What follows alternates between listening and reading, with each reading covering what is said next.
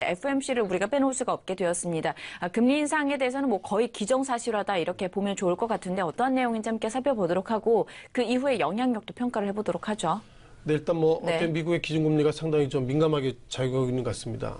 지금 우리가 시청자 여러분께서 일반 은행에서 은행 대출을 얼마를 빌리셨어도 금리 조금만 올라도 상당히 걱정을 하고 있는데요. 다만 이것이 은행 개념이 아니라 국가가 금리를 올린다. 그런 부분들은 글로벌 정치에 상당히 좀 어렵다고 말씀을 좀 드린 것이 맞을 것 같습니다. 그동안 어떻게 보면 이번에 12월 달, 오늘이 이제 FOMC 1일차고 내일 같은 경우에는 새벽 2시나 2시 반 정도에 제니 앨런 의장이 나와서 일단 이번에 12월 달에 기준금리, 아직까지 기정사실화라는 표현 속에서 금리를 인상한다는 것을 보면은 내일 그 제니 앨런 의장이 어떤 코멘트 할지 몰라도 그런 코멘트가 상당히 중요할 것인 것 같고요. 따라서 내일 이후에는 이제 제니 앨런 의장이 이제 그 TV를 통해서 그리고 이제 FOMC 의장은 물러서기 때문에 내일이 마지막 모습은 아닌가 이렇게 좀 보겠습니다. 중요한 것은 FOMC 관련돼서 그동안 기준금리를 상당히 미국이 많이 올렸습니다. 차트를 보면서 좀 말씀을 좀 잠깐 드려볼 필요가 있는 것 같은데요. 통상 기준금리가 올리게 되면 한국 소위 증권시장에는 부정적이다. 이렇게 우리가 많이 배우는데 지난 2015년 12월 달에도 금리를 올렸고요. 2016년 12월 달에도 금리를 좀 올렸습니다.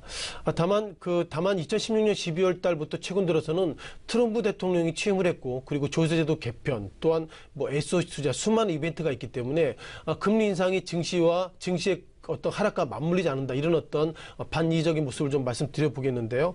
2016년 12월 달에 기준금리를 한번 올렸습니다. 주가에 대한 변동성은 없다고 말씀을 드려 봐야 되겠고요. 또한 2017년 3월 달에도 금리를 올렸고요. 또한 6월 달에도 올렸습니다.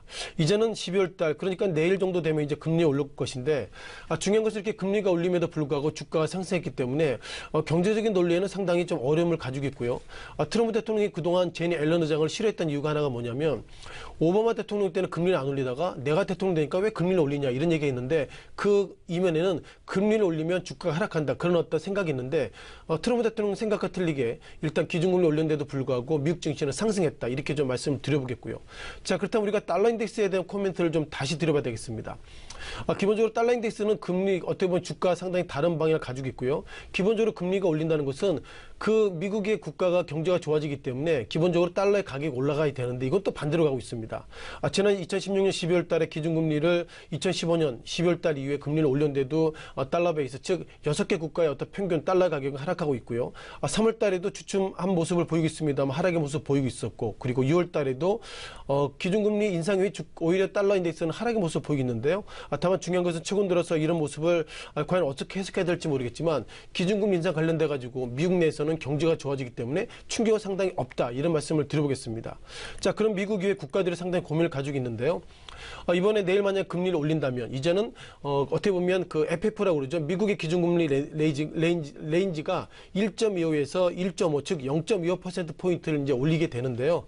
한 번만 더 올리면 이제 한국과 이제 금리가 역전이 됩니다. 그러면 똑같은 가격에서 보면 일반적으로 보면 한국에 있는 투자자가 나는 그러면 미국 가서 금리도 올려주고 그리고 미국의 트럼프 대통령이 법인세도 인하하기 때문에 미국이 그만큼 어떻게 보면 공장이나 이런 것들 장사하기 좋은 나라가 됐다. 그래서 미국으로 돈이 빨려 들어갈 수 있는 확률은 지금보다 더 커지고 있다고 좀 보겠습니다.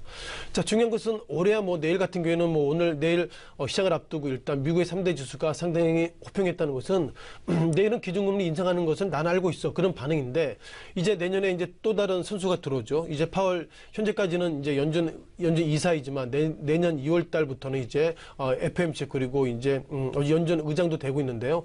기본적으로 내년에 3번 정도 기준금리를 올릴 것이다 이런 얘기하고 있는데 아직까지 파월 이사가 그동안의 스탠스나 의사록을 보면 그리고 마이너리티의 내용을 보면 통상 기준금리 관련돼서 올리던 내리던 상당히 중립적인 인물이었습니다. 따라서 이런 인물이 내년에 기준금리를 과연 얘기됐던 것처럼 3번에 올릴 수 있을까 그런 부분들이 가장 좀 화두인 것 같습니다. 어떻게 보면 기준금리 올릴 수 있습니다. 올리게 된다면 그동안 FOMC는 두 가지 조건이 있었죠. 어떻게 보면 실업률이 적어진다. 즉 고용률이 고용 호조가 되고 있고 그리고 물가가 2%에 도달한다면 기준금리를 올린다고 그랬는데 최근 들어서 미국이 고용지표가 호조되고 있습니다만 이것은 좀 달리 좀 보실 필요가 있습니다.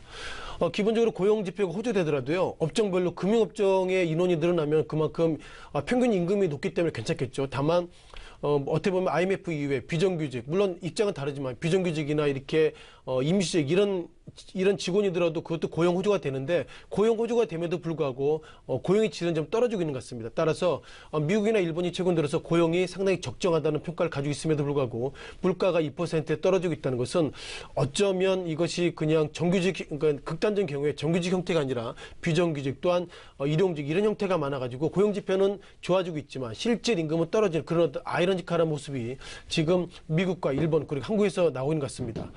따라서 일단 파월 내년부터는 이제 연준 의장이 과연 3월 달에 기준금리를 올릴지 그런 부분들이 가장 큰 화두인 것 같고요. 기본적으로 정리해 보면 이제 미국의 기준금리 인상에 관련돼 가지고 한국과 일본과 그 외의 나라들이 얼떨결에 미국의 기준금리 인상에 따라가야 된다는 것 자체가 일단 글로벌의 가장 큰 화두인 것 같고요. 따라서 이런 구조로 간다면 미국의 국가의 결국 달러 소위 달러 자금들이 미국으로 빠져 들어갈 수밖에 없게 미국의 어떤 정부와 정책들이 계속해서 커지고 있고요. 현재까지 흐름을 보면 내일은 불확실성 해소 차원에서도 기준금리 오르는 것이 그나마 적정하다라고 말씀을 좀 드려보겠습니다. 네.